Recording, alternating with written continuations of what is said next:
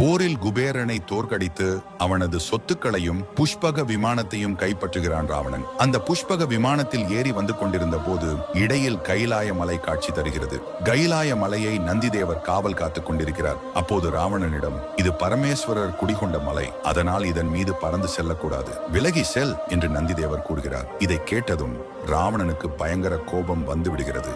ஏய் குரங்கு முகம் உடையவனே, யாரை பார்த்து விலகி செல்ல சொல்கிறாய்? இந்த மலையை பெயர்த்து எடுத்து விடுவேன் என்று கூறுகிறான். ராவணன் கைலாய மலையை பெயர்த்து எடுக்க முயற்சிக்கிறான். ராவணனின் தலைக்கணத்தை அடக்க நினைத்த சிவபெருமான் தனது கால்கட்டை விரலை கைலாய மலை மீது ஊன்றுகிறார். இதனால் ராவணன் கைலாய மலைக்கு அடியிலே சிக்கிக் கொள்கிறான். மலையின் அழுத்தம் தாங்க முடியாமல் அழ ஆரம்பிக்கிறான். அப்போது அவன் தன்னுடைய தவறை உணர்ந்த ராவணன் தனது ஒரு தலையை கொய்து குடமாகவும் கைகளை தண்டாகவும் நரம்புகளை தந்தியாகவும் அமைத்து வீணையை தயாரிக்கிறான். அந்த வீணையை மீட்டி சிவபெருமான் உள்ளம் கனியுமாறு சாமகானம் பாட ஆரம்பிக்கிறான்.